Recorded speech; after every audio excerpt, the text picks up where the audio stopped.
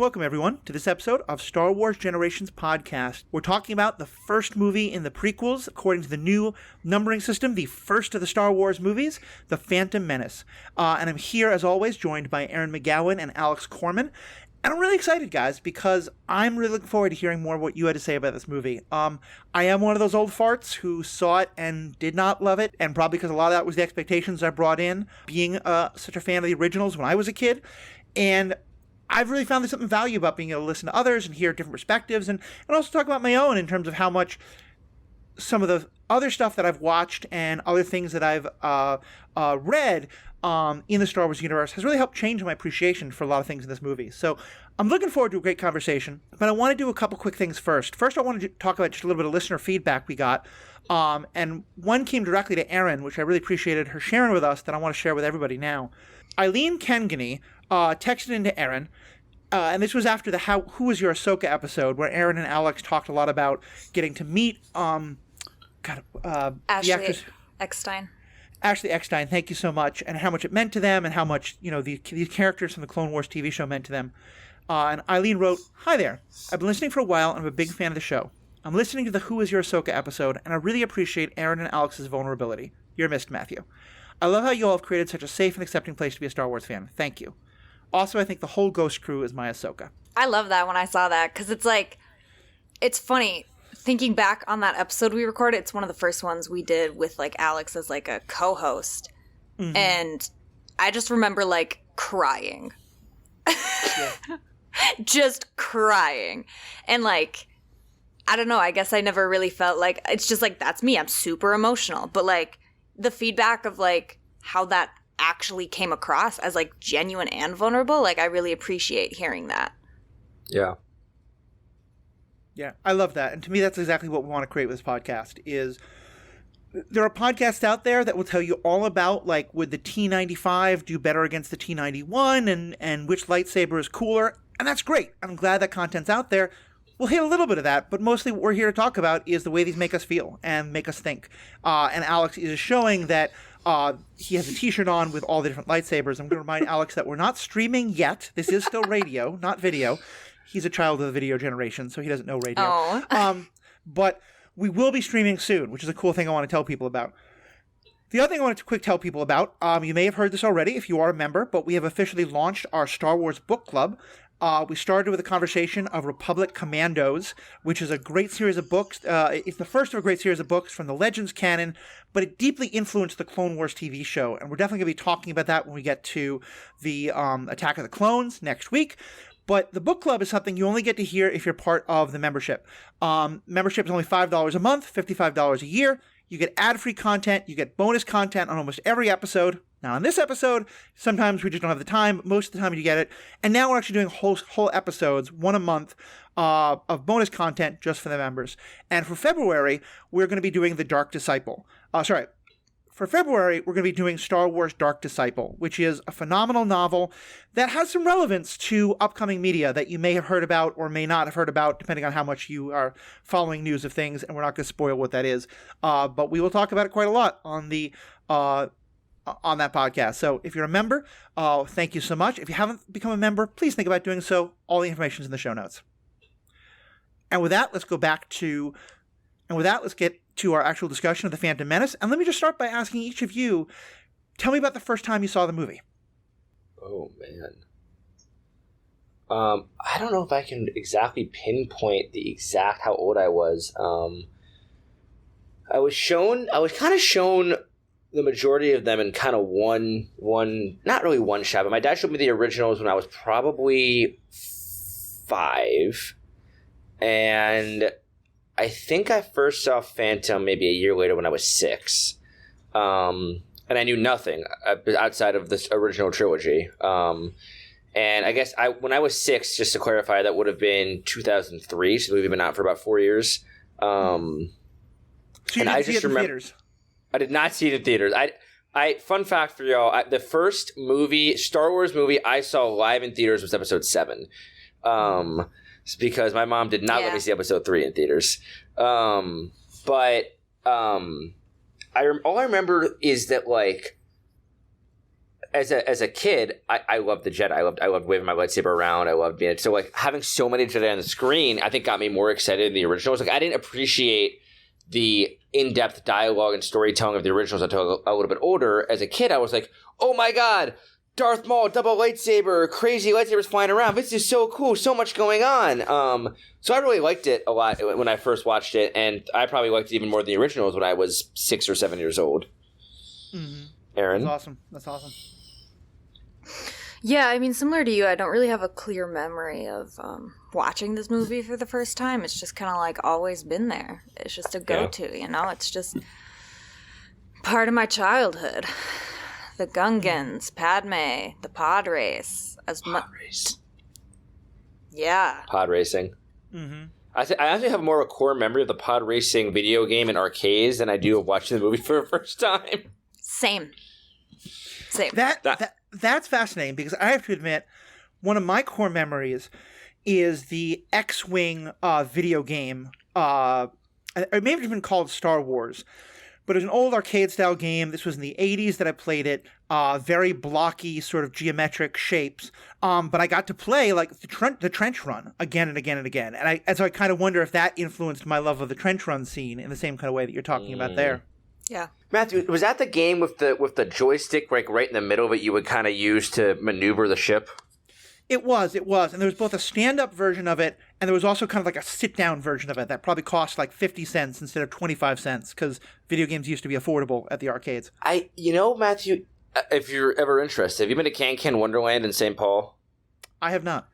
So it's a great local arcade with beer and live music and stuff, and they have that game, and they have the pod racing game right next to each other. Okay. And I always go, beer in hand, and just drink my beer as I pod race, and then go over, and I pilot the X-Wing, and they have the other game where you can be in the I can't remember what the wing was called, and Hoth, the Battle of Hoth, and like shoot at the AT-ATs. It's a magical experience, y'all. So fun. For the sake of any children listening, for the sake of anyone listening, we are not by any means endorsing drinking while operating any motorized vehicle, whether it be pod, racer, X-Wing, or actual car. That was funny. Great clarification. But that does sound like a lot of fun, and we are looking for sponsors, so perhaps we can get this arcade to sponsor us. And if nothing else, for Minnesota fans, we'll plan a field trip. Mm-hmm. Let me talk a little bit about my first time seeing the movie in the theaters. I think most of you have heard already about my first time seeing the movie in theaters. I saw it on the night of my last final, the day of my last semester in college. We saw it with a whole bunch of our friends. We were super excited. We waited in line starting at like 8 p.m. for a midnight showing. This was, there was a time before the internet. You had to go buy tickets in person and then line up in person and all that. And tough. It was very disappointing. It was very much not what we had hoped for. And I think a lot of that is because of, all the expectations we had. I don't know if anything would have met those, and I think that was unfair to the movie. I think also there's some legit critiques we're going to make of the movie, but I think also a lot of it has aged really well for me in terms of things that I see now, and I'm like, yeah, okay, this really works. Can I ask you a quick question? What did you expect going into it? Like, what didn't meet your expectations, I guess? I expected good writing. I expected good acting. Okay, so that sounds really cruel, but I just think, like... I guess more like my question is, did you have were you upset because you had a specific idea of what the prequels would look like in your head for the last decade and a half, or was it because you were just disappointed of the actual execution, or both?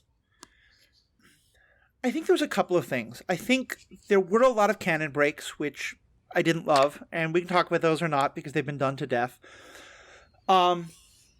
Mostly, though, it really felt like it was for kids.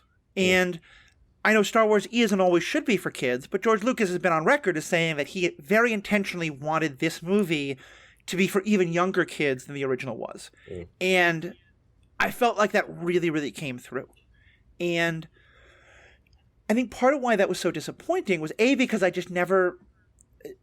never felt caught up in the story. I never really felt that I cared about anything. In part because that's just a problem with a prequel. Like, I know Anakin lives. I know who he becomes. I know he's going to be trained. But also because and I think this is kind of one of the fundamental flaws of the prequels as a whole, and I really didn't want this to be all about me bashing them, but, this is where we are right now, and I want to hear more about what you guys like, but also what you didn't like. I think the prequels tried to do two things at once. On the one hand, it tried to cover much more adult content than the original movies had, because the original movies are about a battle of good versus evil in fairly stark fundamental terms, very clear black and white ideas, with the idea that one particular person can turn back from evil and be good again. This movie is about the slow fall into corruption and evil as done by behind-the-scenes political and economic machinations over decades to slowly expose the problems of the Jedi and lead to the fall of Anakin Skywalker, and tell it in a story that will make sense to 6-year-olds. And, there's a part of me that kind of feels like the story of Darth Sidious and Anakin's fall needed something much more like the Andor telling, or even the Bad Batch today is much more, I think, it's animated, but it feels much more adult-themed in terms of, the depth and the darkness and the emotional complexity it's willing to handle. I felt like this was both covering very complex, nuanced topics and doing it in a very ham-fisted way. Yeah, I think that's pretty valid. I mean, looking back, kind of your question before, what did you notice the first time or whatever, I have no recollection of anything Senate-related until I literally watched this movie 2 years ago. Yeah. The idea of a vote of no confidence meant nothing to me. Yeah. I had no idea about any of the political nuances. Like you're saying, that was put into a movie that was geared towards children. I watched it as a children, and it meant nothing to me. I enjoyed it a lot for the other things, but yeah, that material was just too complicated for me. And I think that they were trying to do something in a way that both audiences could enjoy it. And I mean, as a child, it worked out. I didn't really miss the stuff that I missed, but I can see as an adult feeling just kind of put off by all these big, huge ideas. And then it's there's all these comedic breaks. Right. Yeah, I kind of agree. And I think that in recent eras, we've seen political machinations and the in-depth in-depth exposés on that in Andor done exceptionally well. And I think that, and to a degree, I feel like Phantom Menace's attempts at that walk so Andor could run, it felt like we kind of dipped the toe in Phantom Menace's detailed, political backgrounds and trade disputes and all this stuff that also went over my head as a kid. I was I don't know what this is, but there's some cool people with lightsabers, and there's this awesome pod racing scene, and I was able to follow the general plot. And I think I appreciated the political stuff as I got older. And now, as an adult fan, one of my favorite parts of Star Wars as a whole is the really intricate backdoor dealings that created the Empire and how the Empire functioned and how the Rebellion functioned. But I understand that they weren't really hashed out well, and it was all very surface level in this movie. And so it kind of was well, if you're going to explore this, explore it. If you're not, then why are you bringing up so much of it just to kind of I don't know, not get to a point? So, gloss over it. Yeah, I get that. I think you make a really good point that it does introduce the story. I think one of the best ways I've come to describe, I think the prequels in general, but especially this one, is a really interesting story that I really want to know, told by someone who's just not a very good storyteller. Which to me is the exact opposite of Rise of Skywalker, which I think is a great storyteller telling a ridiculously dumb story. But I'm not sure, not Rise of Skywalker. Rise of Skywalker. We'll hash that out later. Yeah, again, love Rey, love that, but anyway. We'll hash that out later. I have my thoughts. For sure. But I mean, as I was watching the first, this time around, I was really paying attention and taking notes, and it's just crazy that after, let's see, 1983 was when Return came out, and then, so it's been, 16 years? 16 years, and they open up the new Star Wars with sending 2 Jedi as ambassadors to handle a trade dispute. That's how they open the beginning of this new era. That is very, it's hard for a young kid to follow. And also for adults, it's why are we opening in this weird kind of I don't know. It felt like a weird choice to open up an entire Star Wars trilogy with. And it felt like it really got it going in a very slow burn that didn't really pick up until, I don't know, 15, 20 minutes into the movie. Let me ask you guys this, because I think it's also, it shapes a big part of how I see this movie, but I'm wondering if it was different for you. As kids, were you scared of the droids? Not even a little bit. I don't remember being afraid of the droids in this movie. I do remember being super afraid of, like, the super battle droids and the commandos in the Clone Wars.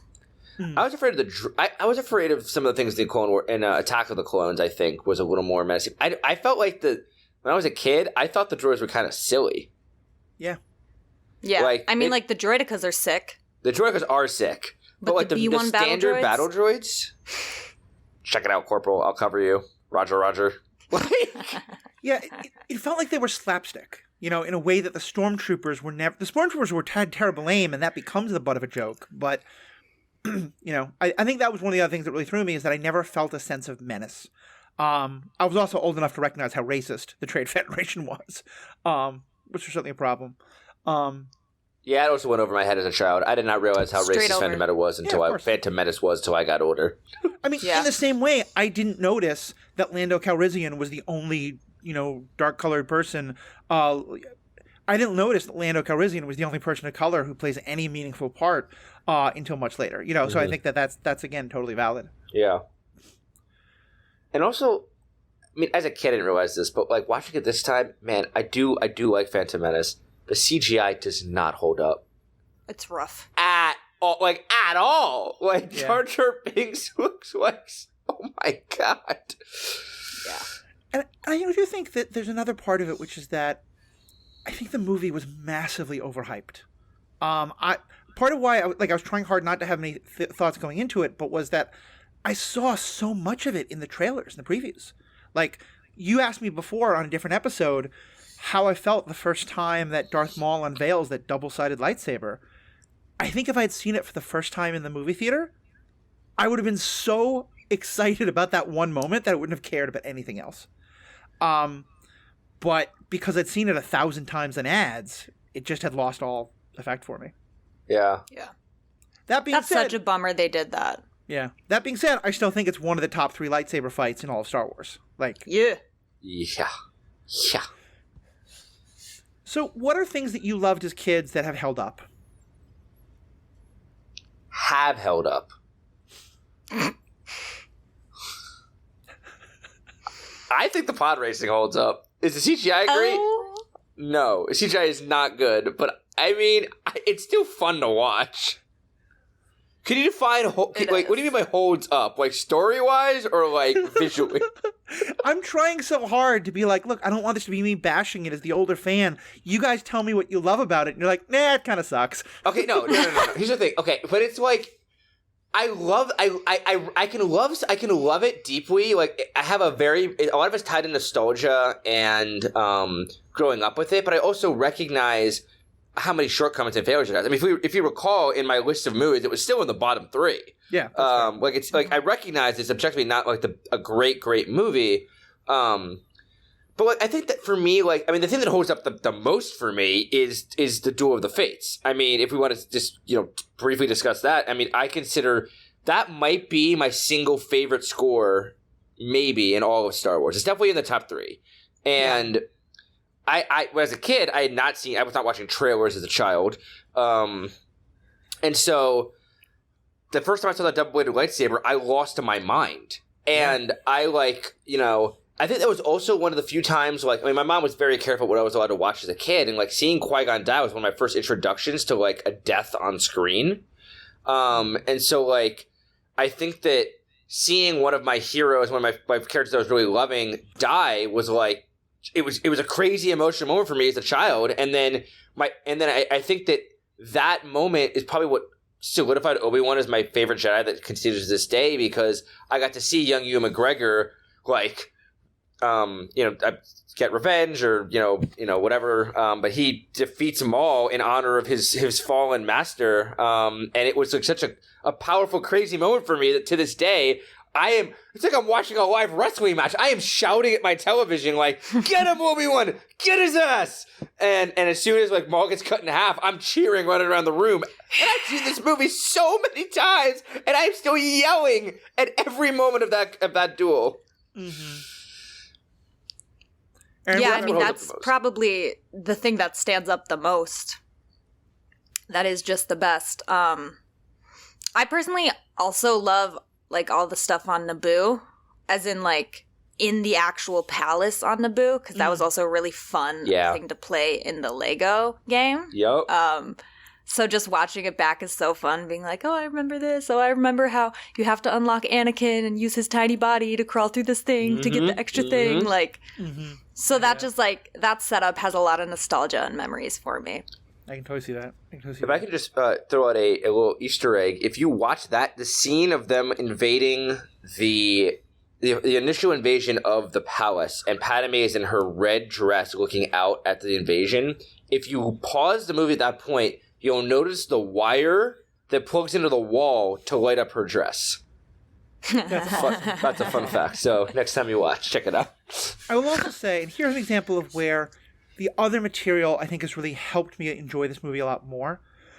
For me, there's two primary things because, I do think things like the Clone Wars, a lot of the stuff that relates back to it. I think The Last Jedi makes me like this a lot more because I feel like it confirms that yes, we are supposed to be really critical of the Jedi during this time. But it's two books that really changed my view of this movie into a much more positive way. One is Darth Plagueis, the Legends novel, which I do think I miscorrected Alex, and it is Darth Plagueis, not Plagueis. So Alex can have a moment of vindication. Because that movie really gives this whole story from the Sith back, from looking at it through Sidious's eyes and Plagueis' eyes. Because one of the ideas that Sidious is still the apprentice during all this, because he's sort of the public face. And it's just a wonderful telling, and it really helps set up, I think, a lot of things really well. It's not canon anymore. It's not the Disney canon, but it is still being referenced clearly a lot. But the other, and these are very much canon, I definitely want to get you guys to read them eventually, are the Queen's Peril books by E.K. Johnson. Because they are books that tell this story, I think it's the middle one that does this, from Padme's perspective and from the perspective of the other handmaidens. And so there's moments where, for example, you get that harrowing video from Naboo of saying your people are suffering, you have to come back and sign the treaty, and Obi-Wan says in this very kind of condescending way, it's a trick, you can't do it. And the minute he walks off screen, Padme and all of her handmaidens are like, of course it's a trick, you idiot. Like, we know this. Stop patronizing us. And they really go a lot into how the whole, like, her dressing the way she does and how her using her makeup and her hair, it's all a weapon. It's all part of a disguise to get people to not take her seriously and to allow her to, like, be a spy and to have much more effect on things. And so, yeah, those things really added a lot. And because I do think that in this movie, Padme comes off as kind of a twit. Which I think is unfortunate because I think that there's so much to her character that could have been there. Well, it's crazy because she does come across the way at first. Like, she's just, like, by herself going out with Qui-Gon and a Tatooine when it's dangerous and all these things. But then at the end, you realize that she deceived two Jedi. For this entire, that's not an easy thing to do, to deceive a Jedi. Like, that is wild. And I think that was the first time I realized, I was like, oh, wait, Padme is, like legit powerful. Like, yeah. Did you guys guess? When did you guess that it was a decoy, or were you totally surprised in that moment? I don't remember. I can't remember. I'll be honest. Yeah, that's right. This is pulling back deep in the memories. Yep. I did. That was something I wrote down though. Is just like how interesting the like shell game of Padme is throughout this entire movie, and they did a really good job. I mean, I believe they used Keira Knightley as the main decoy because they look so similar, and the way that she like changes the tone of her voice and really brings it down and disguises like her voice, and then that way the handmaidens can mimic it in such like a recognizable way. Yeah. And that way when she isn't the queen, people would never know. And so it's really just like this very smart political thing that they've worked out for her safety and for her to be able to, like you said, kind of on Tatooine, see so much more than a queen normally would. Right. like to really be in with the people. And I mean, that's Padme's whole thing, is like understanding the people. Yeah. And so, yeah, it was just a really cool way to like introduce this side of her character, even if kind of she was underplayed throughout this film a bit. Yeah. No, I think you're right. I think I take back what I said about her seeming like a twit, because I think you're right. It's part of the act in a lot of ways. I just kind of wish they'd given her more to do. The only thing that bothered me about her performance, I don't know if it bothered either you two, at the very, very end, why is she making eyes at 9-year-old Anakin? She is biting her lip, making eyes at this infant child. Like what? Yeah, it's bad. Sorry, especially when he's just gotten his rat tail. He just got his rat tail. And I also want to point this out. You can cut this, Matthew, but I thought this was really funny. I'd never noticed this before, but at the very end, when Padme hands the orb to Boss Nass, I don't know if they just CGI'd it poorly. He is not looking at her eyes. He's looking straight at her chest. There was no eye contact. Directly at her chest. And I could not, but when I saw it, I couldn't unsee it. I have never noticed I gotta rewatch. But I think probably because the first time I was so frustrated by we got to that point, and I think I generally just turn it off before we get there. So, but I'm glad you're here for that investigative journalism. He is a journalist, folks. That's my job, resident journalist. Bring us here. the things that make us feel really creeped out and uncomfortable. Let's talk about Qui-Gon some. What is your like? So you really love Qui-Gon. Alex is making lots of gestures. We really need to get this streaming on video. Alex, what do you love about Qui-Gon? Okay, I actually have some notes here. So I think that Qui-Gon, was honestly, he was smarter than a lot of the Jedi Council was. Like Qui-Gon, he wasn't perfect by any means, but he was like willing to accept it, like and notice the flaws in the Jedi Order and the flaws and how they become so stagnant and so comfortable. And he had a lot of what the Council considered radical beliefs and ideas, and he was the one who was like, the Sith are back. Like this kid could be, the one from the prophecy. Like he was like his eyes felt way more open to me. And he also, I think, he played very loosely around the rules, which I really appreciate for a Jedi, in that, Obi-Wan was really old when he took him on as an apprentice, and, no one else really wanted to take Obi-Wan on as an apprentice when Qui-Gon did. Anakin? And, what'd you say? Anakin? You were saying Obi-Wan. No, Obi-Wan. It's Obi-Wan as well. When Qui-Gon there's a book, I can't remember what it was, I read it a while ago, but... Brotherhood. Okay, I thought you were just talking about now. And Qui-Gon chose to take him on anyway, but also Anakin. And I think that I want our listeners to know I was very tired when I watched this movie, and one of my notes was Qui-Gon was truly unhinged and just wheeling and dealing as he saw fit. Yeah, which I think is a really honest description of how I see Qui-Gon. Is he truly was just kind of doing whatever he thought was right, and he had a strong moral compass. He is much more chaotic good than when the rest of them are lawful. Yeah, and the last thing I'll say, because I think it's a good moment to bring it up, is I think that in the moment during Duel of the Fates where the ratio cuts everyone off, you get to see the true personalities of all three of those characters. Like Maul's impatience as he's pacing back and forth, Obi-Wan, trying to kind of hold his patience, saying standing still but really eager to run out there, and Qui-Gon, the only one who calmly turns his lightsaber off, only one.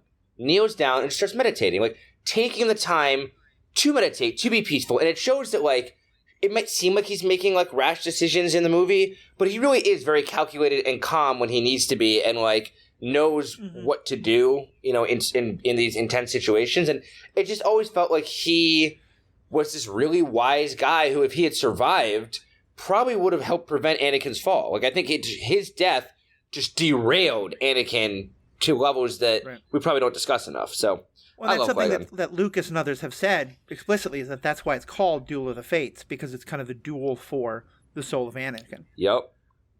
Yeah, I feel like for me, Qui-Gon is as much as, he battles with the Jedi Council or whatever, he is what a Jedi should be. Yeah. Preach. They're all just running around, like you're saying, they're all waiting to jump into battle, and he's okay, let me take this time and actually meditate the way that I should. And I think that's just it's just cool to see that at the top of the film or the top of the trilogy in a character that it's like is then taken away in a way that when you get to Revenge of the Sith, it leaves you kind of reminiscing on Qui-Gon and like thinking about, you know, just what you were saying, Duel of the Fates. What would it be like if he was here? Mm-hmm. Yeah, like Rebels is a lot on my mind because I just finished watching it and doing a podcasting about every episode on it, also on this podcast. I love Rebels. But one thing I think a lot about is Kanan Jarrus as this like he's also the epitome of like what a Jedi should be, and yet he has a lover. He has a child that lover. He clearly has deep attachments to people. He doesn't have attachment in that he's able to, you know, do the things that Jedi are supposed to do, but he doesn't have the all or nothing attitude that Mace and Yoda and others will preach. And I kind of think that like Qui-Gon would have really approved of Kanan, you know, while like the others would have looked bad at him. Now, let's talk though about some of the ethics of the wheelin' and dealin' of Mr. Qui-Gon Jinn. Let's say I go to a kind of really backwater part of the world, part that is underdeveloped, probably been colonized, but for whatever reason, the American dollar is not taken there as a form of currency, and is not going to be worth anything. And I meet someone who can sell me what I need. I don't yet know that he's a slave owner, so I have no reason to think this person's like bad or evil. And I try to use a mental trick to convince this person to sell me something for a credit that won't help him in any way and basically will just be like he lost it and he has a worthless thing in his hand now. Is that not stealing? I see no issue. I genuinely see no issue. Because here's the thing. This is why we all love Rogue One. This is why we all love Andor. Because both sides have to do bad things. Like, in order to get anywhere. Like, they are stranded on a planet. There's a planet, you know, a system being destroyed by the Trade Federation. He's not going to just sit on his ass. He's Qui-Gon Jinn. Like, he's going to do what he's got to do, even if it's a little shady, but, like... Okay. And also, like, I don't think it's, like, to be fair, like, you know, this guy, you know, Watto... I actually wrote something down. First and foremost, Qui-Gon just trusts this guy, this sketchy junk dealer. He's the first one he visits, and Watto's just like, I'm the one who has this part. And Qui-Gon's just like, you're right, I'm not going to check anywhere else. I am taking your word. Stupid of him. But if that really is the only one, you know, I think that, like what Aaron said, I mean, he's not, like, threatening him with the point of a blade. He's just like, you know, I'm going to take one part from this guy who has a massive operation here. Like, he clearly is doing fine. He has multiple slaves, which, you know... I watched carefully. Qui-Gon does not know that yet. Fair. He knows that he has at least one child worker. That's true. That should be seen as a problem regardless. But either way, I think that, like, Qui-Gon can sense that Watto's kind of a shady, sketchy guy. And, like, I don't know. Like, I mean... Is it ethical? Not per se. I thought, Matthew, you were going to bring up the fact that he basically kidnaps a child from his mother. I mean, we're also going to talk about that. But I think what you said, Aaron, I think is exactly what I am. In that, because at first you were like, no, I have no problem with it all. But then you said, yeah, it is shady, but it's okay. And I think that's where I am. It's like, yeah, I do think it's like, it's stealing. He is stealing from Watto. We later find out Watto is, you know, a slave owner, and I have no problem leaving from slave owners. I agree with you, Alex, that he also appears kind of shady to begin with. I hate that because it's so much a walking, talking anti-Semitic stereotype.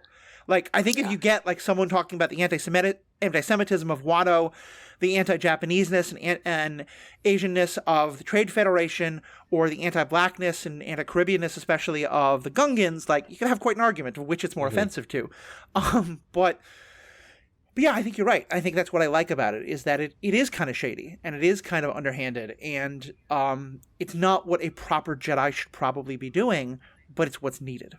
I mean, Anakin. He even like rigs the dice roll to make sure he gets Anakin instead of Shmi. Right. I also wanted. He's a little cheater. I have another little Easter egg. There's a bunch of this movie, but in Watto's shop, when you first see Jar Jar messing with the little droid, if you look in the background, they had one of the original 3PO costumes in the back that Anthony Daniels wore in the original trilogy. That's nice. That's a fun fact. I will. That actually gives me a point to bring up. Well, actually, let me. So that brings up something I wanted to discuss, and we'll keep talking about Qui-Gon, but I want to use this as an interjection. What did you guys think of the inclusion of C-3PO and R2-D2 in this? I actually also wrote about that I was curious what your thought about that was, because it's weird to me that so much of Star Wars takes place and centers around Tatooine, and including Anakin, Luke, C-3PO, and R2, like all of their origin stories center basically around this planet. Not R2. I mean, R2 saved them so they could get to Tatooine. That's his origin. Yeah, I would say the three. I wouldn't say R2's origin story is Naboo. Okay, all right. Either way, but even just there's three, still a lot happening. There's a lot happening on Tatooine for a planet that like is supposed to be just an outer rim dust bowl. Right. Nobody knows about. Yeah, right, exactly. And so like, and I don't know, like Anakin building 3PO, like it just throws me off in a lot of ways because like, you know, you would think that he would have such a close love of that droid, and instead he's in love with R2-D2. And it doesn't really care about 3PO as much, and like constantly is just kind of like bullying him, and really never acknowledges him as like this droid that he built. Just forgets about him, leaves him behind. And like in you know, Vader would have recognized him later in the original. It breaks canon to a degree. Like I get it. Like you want to give him a cool little origin story, but it did feel forced to me. Erin had a point you wanted to make, I think. I'm sorry, Erin. Yeah, I mean, no, you're good. To me, the thing with Anakin being mean to 3PO, as a perfectionist, I relate to that. Because if I made something and it turned out to be a walking, talking, like, fucking annoying box, I'd be pissed. Are you like, I'd want to shut it down. Anytime? No. Okay, I never want children. Don't you worry about that. That's not on my agenda at all. There's nothing for that gender reason. or anything. It was just, as you're saying that, I'm thinking, like, that's what creating a child is. Like, yeah, no. We're not going to do that. That's not going to be it for me. That's fair. That's fair. And then I had kind of forgotten about their separate origins until I rewatched it, like I said, like 2 years ago. And I do think it's kind of sweet that it's like, yeah, Anakin made this droid 3PO, and even though it annoys the hell out of him, like he knows it's well made. So what does he do? He gives it to Padme. To like care for him. He leaves it behind at first and then doesn't get it for another 10 years. Well, because he says he gave it he gave it for his mother. I'm not really sure how a protocol droid would help her. An unfinished one, too. Here's my thought about it, is as I was watching it this time, and I think this is something I never really thought about in these terms before, but I really think of this now.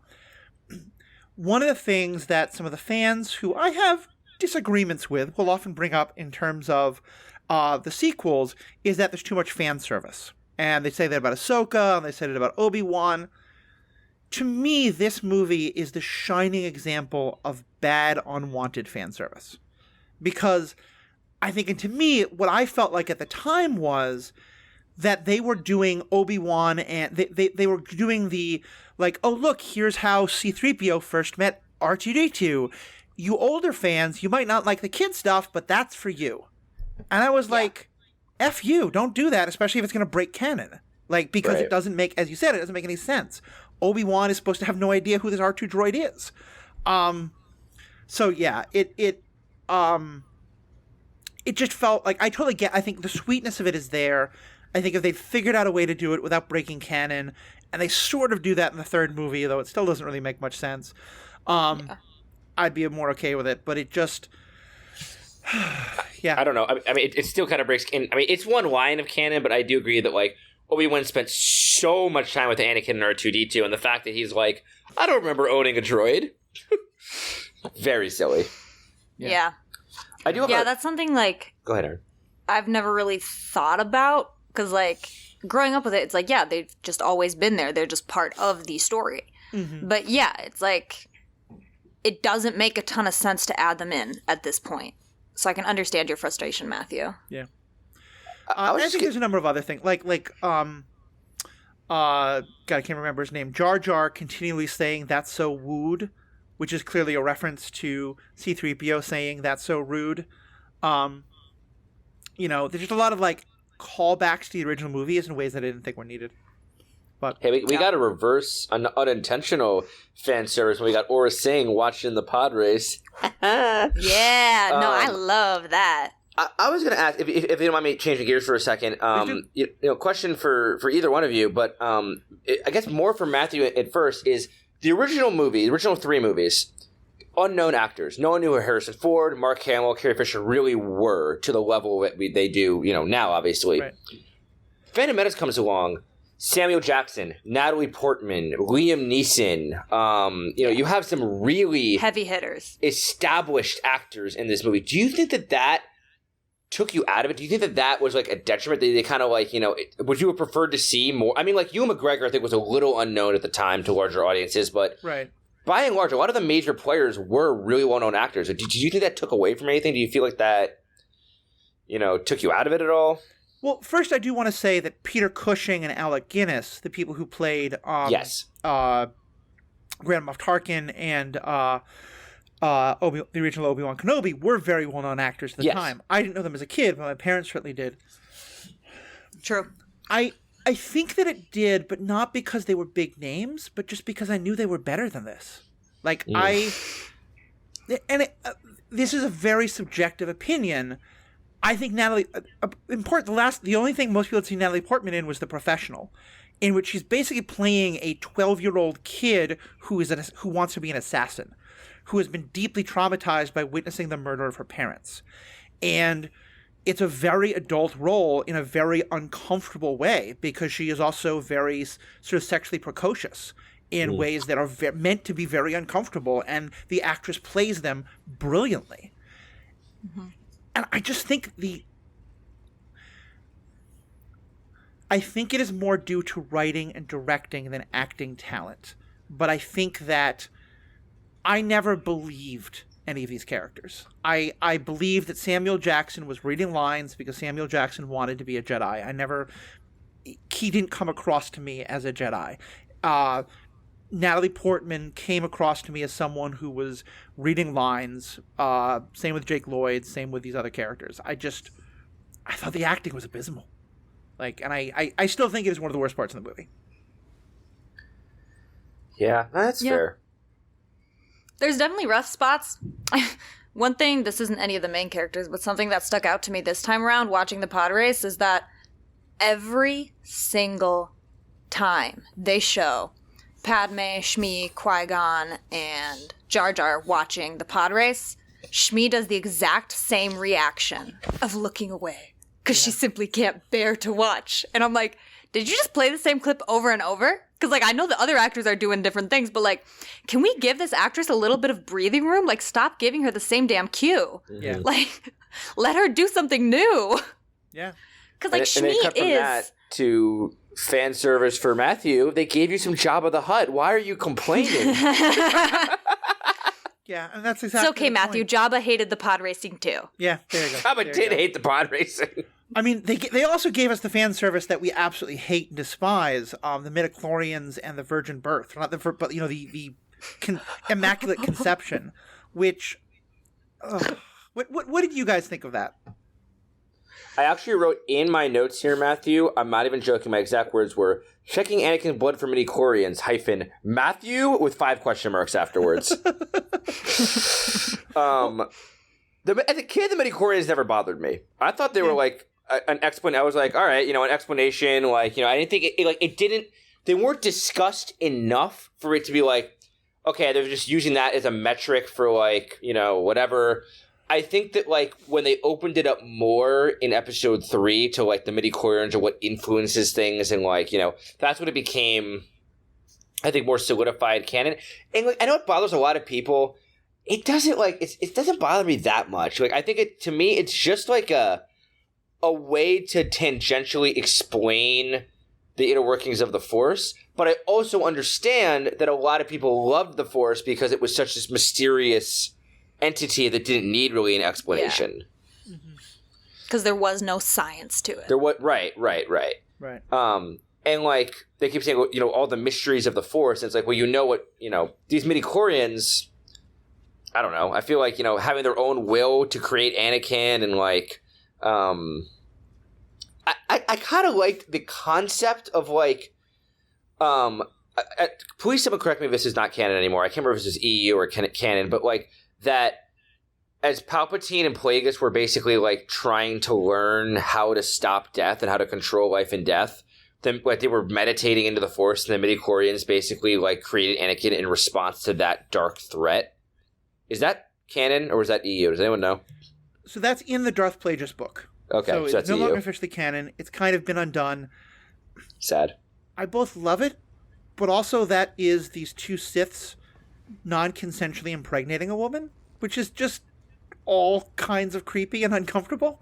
Well, yeah, but I'm going to be clear. I did not read the book, so correct me if I'm wrong. But it sounds like, Alex, you're saying that the Force itself created Anakin as a response to the evil of Plagueis and Sidious. Yeah, basically the way the book was written is they were trying to create life themselves. They wanted to influence midichlorians to create life, and so they meditated to tip the Force towards the dark side to do that, and then the midichlorians shut them out, rebounded, and in response impregnates Shmi, creates the Immaculate Conception of Anakin in order to fight this growing power and bring balance back to the Force. See, I wonder, you may then be not talking about the book that I'm thinking of, because in the book I'm thinking of, like, when Sidious meets him, he's like, aha, what we did with Plagueis worked.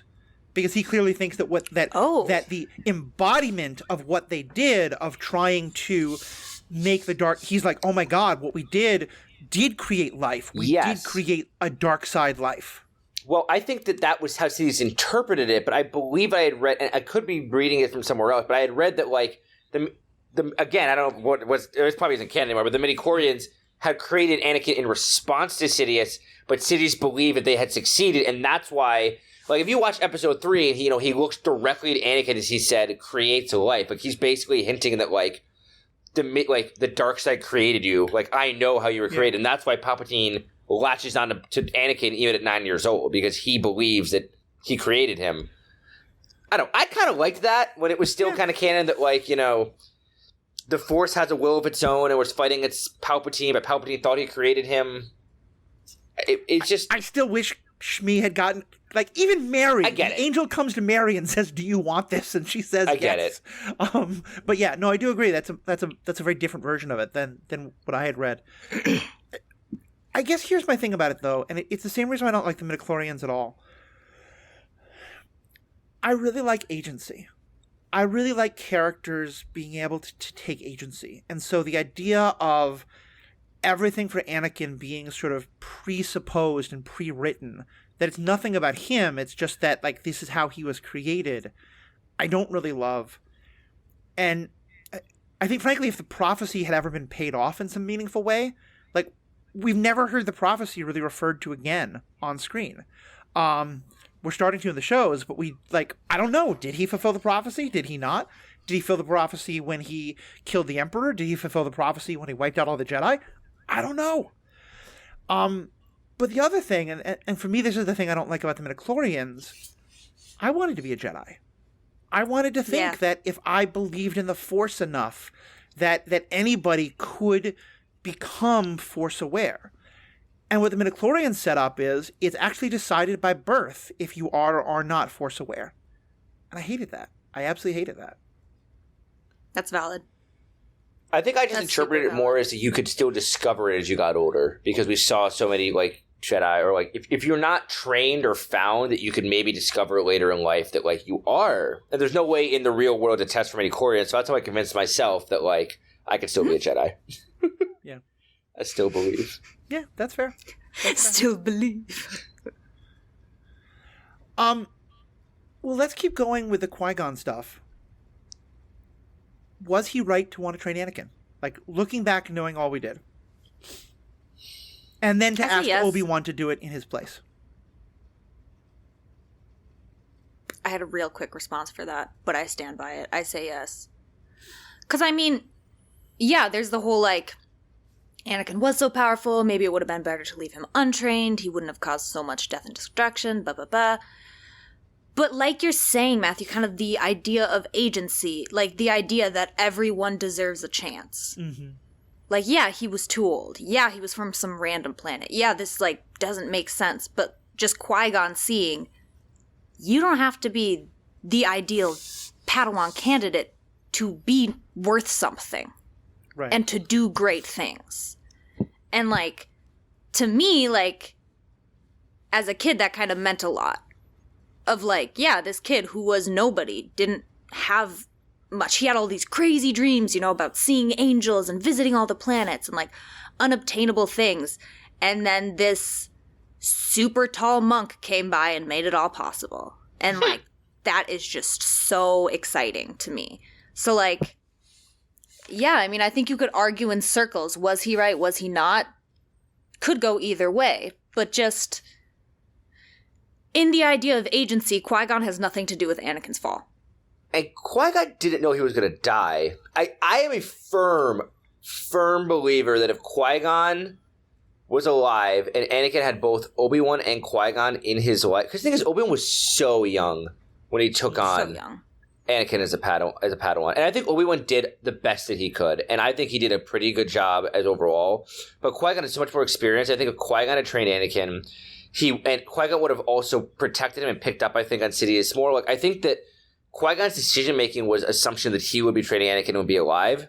And I think it was the right one. And I think that Qui-Gon trusting his own pupil, like his own son, to carry on and train Anakin. And I think Obi-Wan did a damn good job. You can't account for the most powerful evil being in the galaxy constantly interfering. Like, in any normal other period of time, Obi-Wan would have done a fine job with Anakin, I think. Yeah, and kind of onto your second question about was it right to ask Obi-Wan too? And it's like, yes and no. Because to an extent, it's unfair. Yeah. Obi-Wan is a Padawan. He doesn't have that training. He doesn't have that expertise. He has no idea how to do this. He is ready for the trials. But he is ready for the trials. But on the other side of it is like, Qui-Gon just laid his cards all out on the table. He just like busted his ass to get this kid accepted into the Jedi. And he knows that if he dies, they're kicking him out. Mm-hmm. Like if Obi-Wan's not there to fight for Anakin. If they're like, who wants to train him? Nobody wants to train him. They're going to send him back to Tatooine.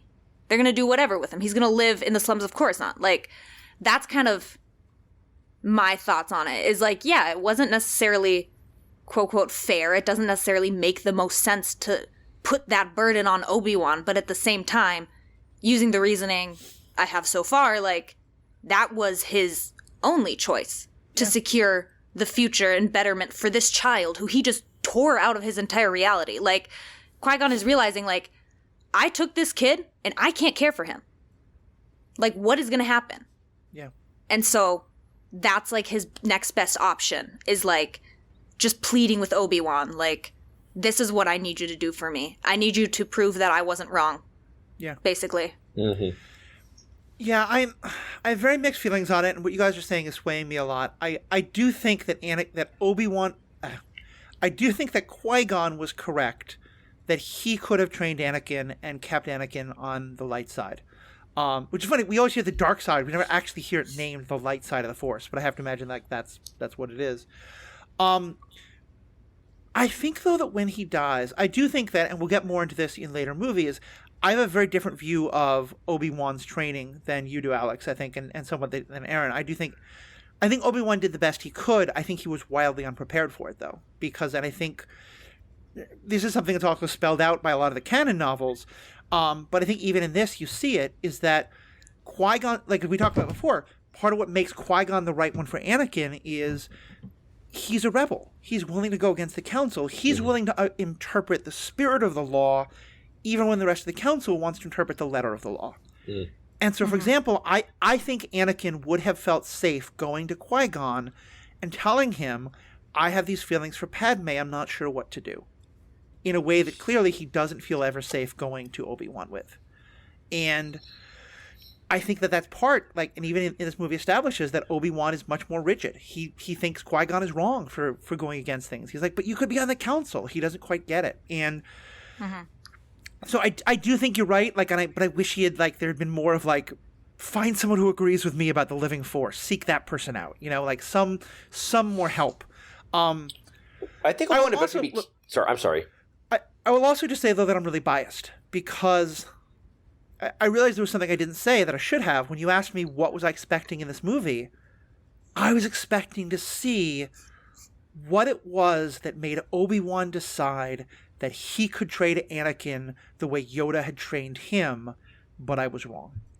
Because to me, that was one of the most searing parts of the original trilogy, was the idea that part of why Anakin fell was the hubris of Obi-Wan Kenobi. That Obi-Wan had been trained so well by Yoda, and he thought that he could do it when no one else thought he should. And so I was looking to see Obi-Wan. First of all, I didn't understand why Qui-Gon was training him, because we'd been told that Yoda had trained him, but I was willing to put that aside, because Yoda, still to be clear, was like overseeing the training.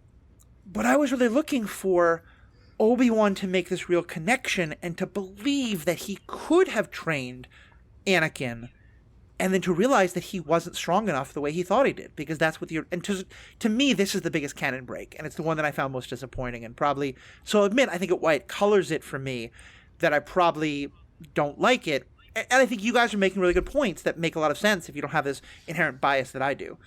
But for me, what I wanted was to see what was it that made Qui-Gon, that made Obi-Wan so sure of himself and so sure of Anakin that he was willing to train Anakin and didn't see the corruption before it was too late. And have it just be because, oh, my master wanted me to, it just felt off. So I have 2 points to respond to that, in that I think that I agree with you that Obi-Wan was wildly unprepared, and I think that Episode 3 Obi-Wan was like ready to train Episode 1 Anakin. If that makes sense. Like he just, like, I think Obi-Wan was very headstrong because he was young, and then by the time he reached Episode 3, Obi-Wan reminds me of, he felt like a more polished version of Qui-Gon. He was just, I think he was still a bit rebellious of the council, but knew how to circumvent it in a very, like, polished, like, play within the political arena. He was very good at playing within the political arena to get outside of the law.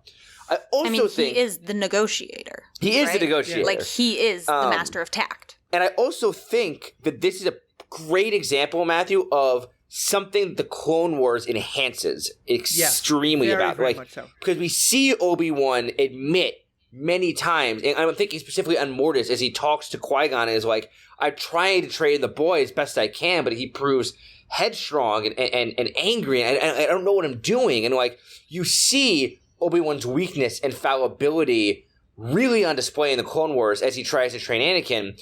And you also, I think, see that, like, his ability to train Anakin, I think, was hindered because he was so young that they're not that far apart in age. Like, what, maybe 10 years, a little bit less? And I think that Obi-Wan became such a, like, Anakin tries to see Obi-Wan as a father, but Obi-Wan sees Anakin as a brother, which is a very different relationship. And I think that because of that, like, Obi-Wan clearly knew that the whole time that Anakin was in love with Padme. Like, he blatantly knew.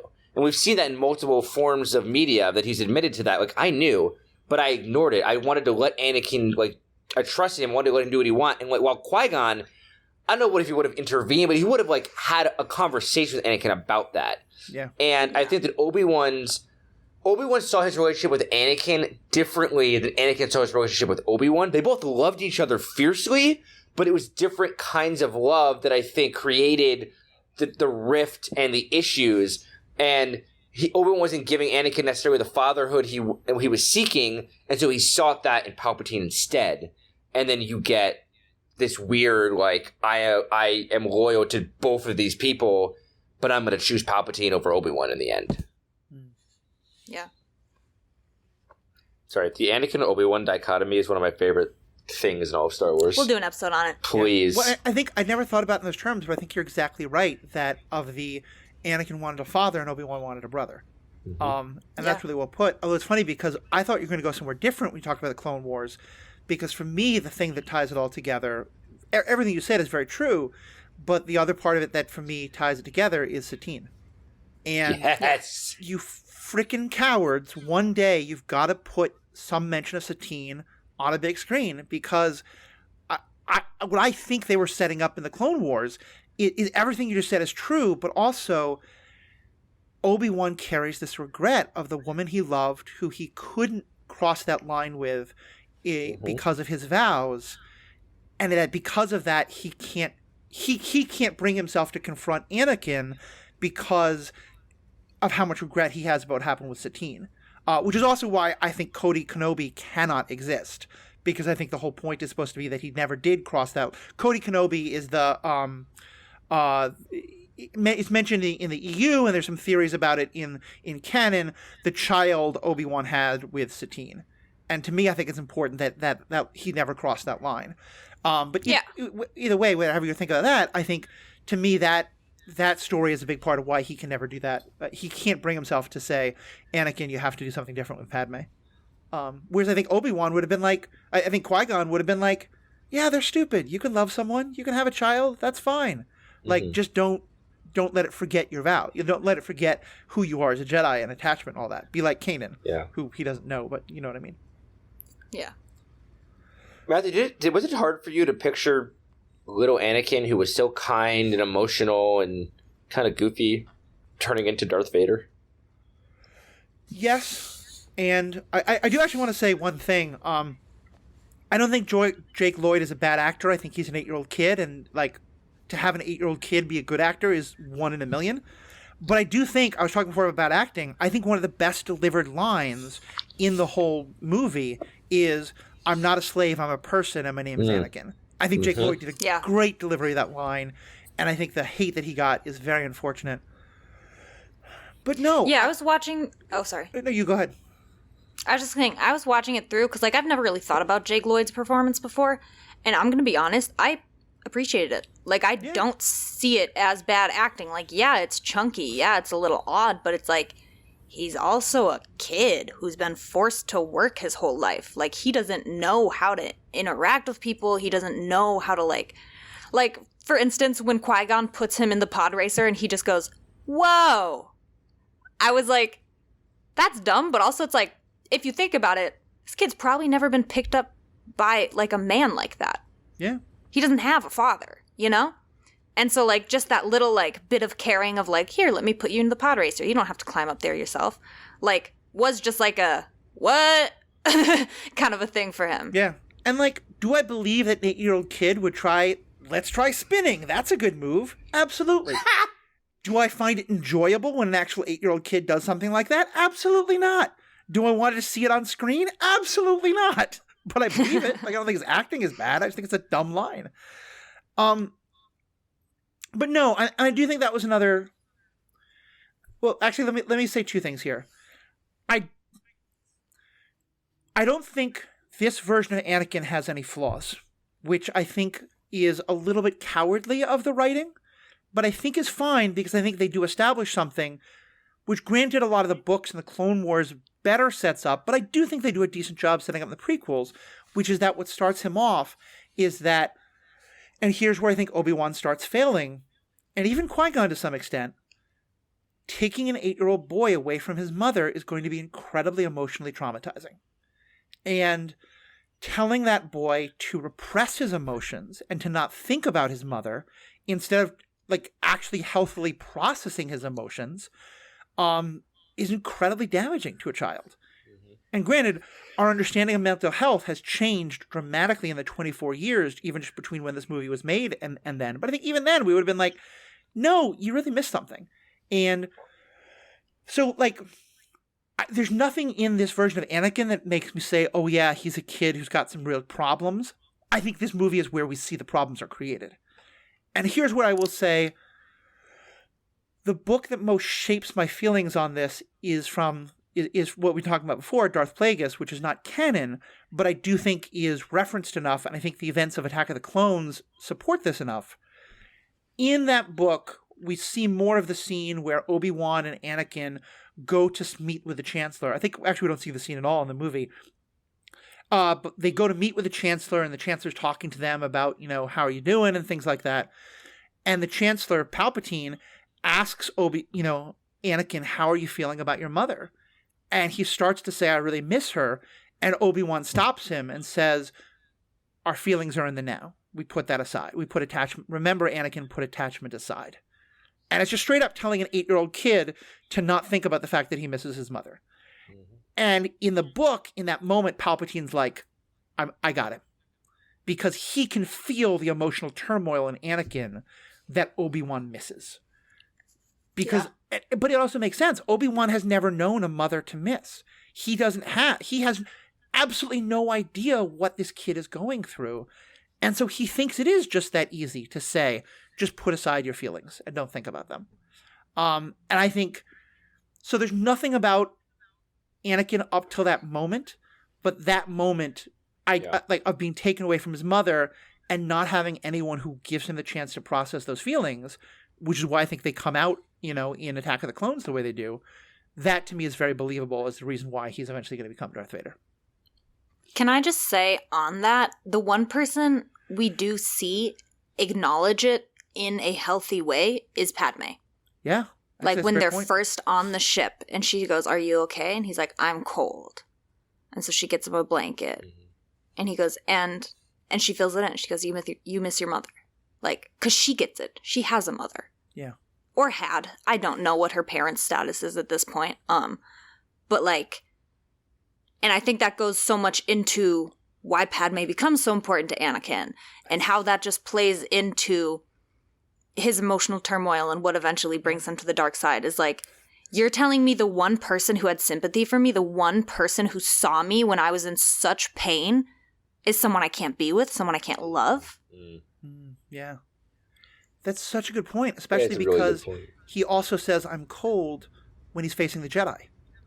And there they say, we can sense that your feelings dwell on your mother. Like, Padme has sympathy for him. They accuse him of his thoughts dwelling on his mother. And that's what leads to Yoda doing what is a great speech about the dark side in general, but horrible in this context of, love attachment leads to fear, leads to suffering, etc. And so, yeah, I think it's such a good point that I hadn't even thought of, but you're right. It really sets up Padme as offering him what neither Obi-Wan nor the rest of the Jedi can do. And we're going to talk a lot about this in Attack of the Clones. Like, I kind of think she should have left him the minute he just, slaughtered women and children. Right. But it also helps to underline why she can at least have sympathy for him in that moment, because she's the only one in the galaxy who really understands and has sympathy for what he's going through. And I think that, I think we had to have a whole episode and a broader discussion on this, but I think it goes to the question of, like, is there a right answer in this situation? In that, what I mean by that is, like, the Jedis, all of the Jedi are taken as children from their parents, so they don't have existing attachments. And the idea behind that is that if you don't have existing attachments, you can detach from the world, you can be a more effective negotiator, leader, mediator, etc. But then if you don't allow them to experience love and compassion, what makes them better than, like, cold soldiers or droids, or at what level can love and passion play? Anakin obviously took it to an extreme, and we see, like, that Yoda is right in a certain way that if you become too attached, jealousy, anger, hatred can form. But I have to think there's a middle ground somewhere, and I feel like Obi-Wan came the closest to teetering on that with his love of Satine. He loved deeply, but tried to still kind of rein it in, and I think that just ended up underscoring his failures. But I think that, like, I don't know. I don't know, because, like, at the end, Yoda was right, and Mace was right in that, this boy gave into his anger, gave into his attachments and jealousy, and ends up eventually killing everyone. But them forcing him to never process those emotions or allow him to have those emotions also led to a lot of that. So I don't know. It's a very interesting, like, gray area that exists within the Jedi that I think. Yeah. Just I don't know. I mean, to quote Paul, my often co-host, the Jedi are punks. Like, the Jedi do not look good in this movie, I don't think. Oh, at all. Yeah. Can we have a moment for Maul, please? We haven't discussed Darth Maul yet. Yeah. My guy. So, you guys know the story of how Ray Park gets cast as Maul, right? I don't know if I do. So, the person who plays him is Ray Park. Ray Park was the person who was teaching everyone else how to do all the fighting. He was the fight choreographer, and he was teaching them all he was trying to teach Liam Neeson and Ewan McGregor how to do fighting with lightsabers. And they kept trying to cast Maul, and they kept trying to cast Maul, and they kept trying to cast Maul, and they never found someone. And eventually they were like, "Look, Ray, like, we need this person to be able to do all these moves. Why don't you do it?" And you're the one. I think, Ray Park is an incredible, like, stage actor fighter, an incredible teacher. His physical presence is incredible. And I think when it comes to his acting and his voice delivery, he's an incredible stage combat director.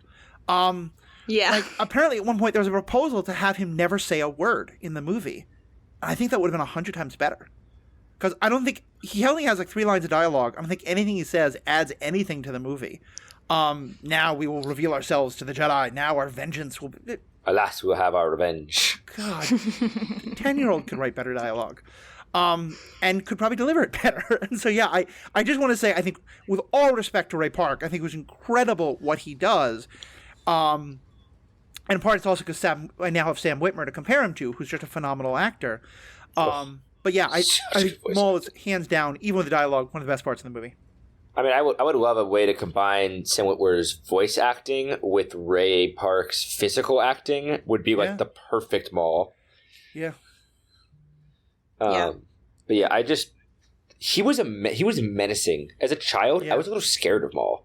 Like, he was scary, and he was brutal and forceful and raw like an animal. And he, like, to me, like, the Sith I had seen, I know we didn't really know the term Sith until that movie, but like the dark side users we had seen, like Vader and Palpatine were evil, but they were like, it was like the way they carried themselves in the aura, and like it was a lot more. It wasn't as vicious and brutal. It was a lot more like cold and calculated, and like sure, we saw Vader force choke people, but like Maul was just very just he's a monster. Your face. Sorry, whatever. He's a monster. Yes. Which is literally the name of one of the episodes. I mean, talking about Savage Opress later on in the Clone Wars is just they tried to recreate Maul and they just created a monster. Yeah. And growing up the way I did as Christian, like Maul was the physical embodiment of a demon. Like that's what a demon looked like to me. It's black, it's red, it's horns, it's evil, you know? And it's gonna get you. Like it's gonna kill the one thing you see as secure and safe. Like, yeah, Maul was absolutely terrifying. Yeah. Like, I remember when I was younger, my brother's like, oh, Maul is so cool. And I was like, no, he's so scary. Yeah. And that's at a plot armor, though. Like, the duel was so great, except, man, the way he died, or doesn't die, the way he gets cut in half, like, spoiler if you haven't seen the Clone Wars, he survives, but, force push Obi-Wan down the shaft, just a little force push, or how do you allow this guy to leap from below you, get a lightsaber with the force from the side, jump over you, and cut you in half without making any moves? Are you saying that in that moment, Darth Maul had the high ground? He did. He did have the high ground. The leap that Obi-Wan does is exactly the leap that Anakin tries to do. Yeah, exactly. And that's how he knows it's going to fail. Yeah. Because he's like, Maul was a fucking idiot. I know how to counter this. Like, I don't know, like, how, and Maul is just like, he looks so confused. It's like, what the hell is this kid doing? Like, maybe he was just so confident and cocky that he just thought he had won and it was over. But come on, man.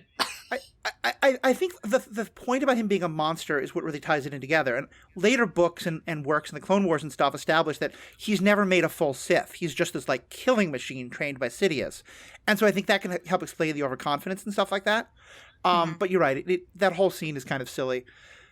Let me ask you, though, Erin, because you're a Christian, I was wondering whether I should talk about this or not.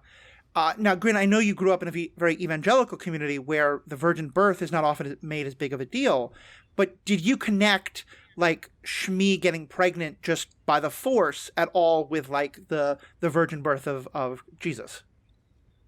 That's another thing that I truly didn't know until 2 years ago. Like, it didn't sink in. I didn't think much about it. Like, we're talking about midichlorians, we're talking about immaculate conception, and I'm like, when are we going to get back to the lightsaber and the pod races? Like, I just didn't care, I guess. Yeah. And, like, that's something in hindsight that I, like, think a lot about is, like, I mean, the parallels, you said yourself, you've, like, done parallels and theses on between, like, Christianity and the Jedi or just Star Wars in general. And I think that there's a lot of universes that base things off of Christianity. You know, Narnia, to be said, for one of the biggest ones. But yeah, it's a parallel I never drew when I was younger. Yeah. And really, like, in it with the evangelicalism. Yeah. And like I said, I know, like, it totally makes sense, and I know that virgin birth is much more of a Catholic thing, and a lot of Protestantism. Oh, it's very much a thing, the way I grew up, too. Is it? Okay. Well, that's interesting, because to me, yeah, I was applying for seminary at the time I saw it. I was very theologically minded, and my response was, like, I don't want to see Christianity in every story. Like, granted, I've always been a very progressive Christian, and I kind of hate, like, the forcing Christianity on others, but I was like, this is our story. Like, make up your own. Stop copying this one. I hated it in the Harry Potter books, which, I almost never talk about anymore because of how awful J.K. Rowling is, but I'll just mention it there. And granted, virgin birth stories long predate Jesus. Like, they're very present in a lot of other things. And in some ways, the impregnation of Shmi, I think, is actually more like connected to Greek mythology in some ways, and the way that like Zeus, Athena is, just sort of created inside Zeus and stuff like that. But yeah, I didn't love it at the time. But it's very interesting to me that you did not make that connection, and that tells me that maybe it was not as Christological as I thought it was. It was just that I was thinking of everything in those terms. When I saw it. There's a lot more we could say, and we're going to probably keep referring back to it as we go through some of the other movies. But any of the last things either you want to bring up? Something that really stuck out to me this time that I've never put together. Wow, what's the exact shit? I shall do what I must is not Obi-Wan's line. That's Qui-Gon's line. Yeah. And that is a line I see cut so many times in so many like edits on TikTok about how badass Obi-Wan is, when he says, I shall do what I must. But that's what Qui-Gon says to him when he's like, hey, this doesn't make sense. Like, the Jedi Council is, like, not about this. Like, this kid. And Qui-Gon looks at him and he says, I shall do what I must. Yeah. And, like, I don't know. That's just something cool I had never really put together, is that hearing that phrase and that ideal from Qui-Gon being twisted to the way of Obi-Wan using it to, I will kill you if I have to, because I created you. Yeah. And I think that's just a really interesting kind of evolution of that phrase. Yeah. Yeah, definitely, especially because in the actually, what I was saying. Yeah, no, you're right. I never even put that together, but the fact that he gets that from Qui-Gon makes a lot of sense. That's so cool. I didn't realize that either. I have a few quick little notes I wanted to, I'll just briefly breeze through. I wanted to point out that there was never a point to bring them up, but one thing, the very beginning of the movie, the Force sprint we see, that is a trick used one time in all of Star Wars and never used again. Such a bummer. And I thought that was a cool little trick, and Obi-Wan could have used it to get through the ray shields to fight with Qui-Gon at the end, and that feels like a sin to me. Just wanted to bring that out. Other thing, we didn't talk about Jar Jar, like, literally at all. I just want to say that, like, I think that Jar Jar was a very, like, in poor taste created and poorly written character, but Ahmad Best, I think, is a great actor, and I'm really happy that, like, he has gotten the revival he's gotten in Star Wars and the redemption that, like, the fan base is loving him a lot, because he got a lot of hate unnecessarily, and I'm happy that, like, he's back in the fold in a really positive way. Yeah. And then two other quick points. One is that I would have loved to see the aftermath of Valorum being booted out. Like, the vote happens, and that's it. I would love to see, like, conversations. Like, I liked seeing Palpatine legally take over the Republic, and I wanted to see more. Like, I wanted to see just Palpatine and Valorum, like, a conversation between the two of them, like, or just something that, like, shows what happens there. I think would have been really cool to, like, hash out that a little bit more. Because there's a vote of no confidence. He just sits down in, like, despair, and that's it. We never see that motherfucker again, except for, like, 1 2-minute clip in the Clone Wars years later. Yeah. Literally. And again, I think that's where, like, I would love a, like, West Wing scandal Empire type show about, those 10 years of politics and behind the scenes dealings. Yes. Because what we wind up getting is so ham-fisted in terms of, like, oh, enter the bureaucrats now, but don't worry, I'll be strong enough to cut through the bureaucracy. Oh, but no, you can't, like, there's no consistency to what Palpatine is saying. And granted, it's because he's duplicitous, but, like, it's just so obviously duplicitous. Last super quick, two things. One is just the Gungans versus the droid fight, in my opinion, is the worst battle in all of Star Wars. That's my take. It is boring. I never had interest in it even as a kid. It just felt silly and drawn out, and it's all 100% CGI, and none of it holds up. That's true. It is all CGI. Very last thing I will say, and this is one of my favorite things in the movie that I think is never really talked about, is the symbolism at Qui-Gon's funeral. They line up, and they pan to show this. Anakin is at the funeral, and it's Anakin, Obi-Wan, Padme, and Palpatine in that order. And it shows that the only two people standing between Anakin and Palpatine, Anakin in the darkness, is Obi-Wan and Padme. And when those two were cast aside, Palpatine wins. And I just thought that was a really cool thing they did, like specifically putting those two between Palpatine and Anakin. Like that is the thin line holding Anakin back. Yeah. And that is cool. Yeah, that's my last right. piece. And I had never put that together, but you're really right. That is so true. I just want to say my last point would be, and it's something that's weird because I thought about it from something very different. What you said about the human Gungan battle, what I really have come to believe is you cannot do scary and slapstick at the same time. I think they wanted to make the droids cute and ridiculous, which in some ways makes their wanton slaughter really problematic in some ways. But even putting that aside, I'll get to that when we talk about Attack of the Clones and Revenge of the Sith.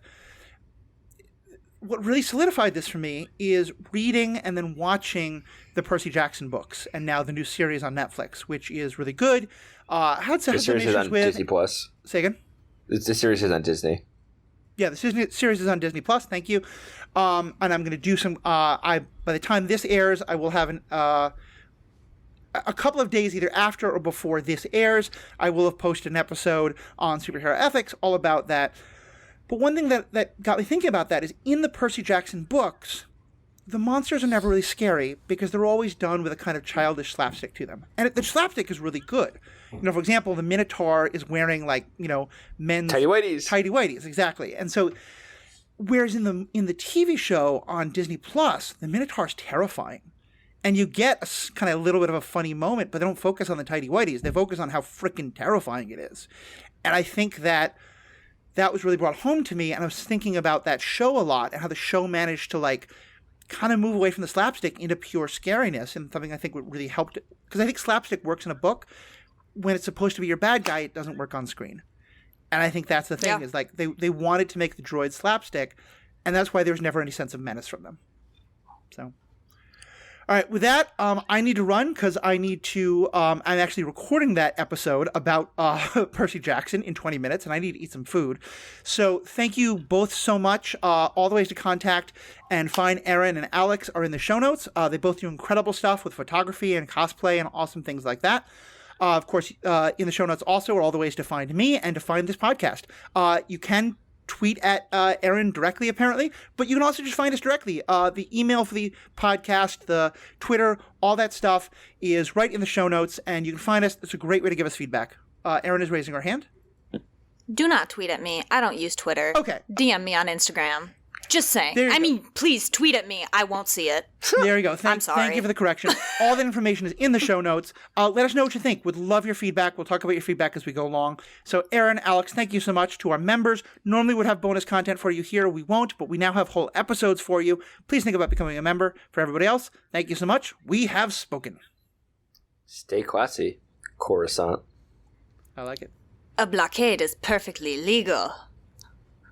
Oh my God. Now I'm thinking of the Nixon line of the trade blockade is legal if the president says it's legal, that makes it legal. Yeah.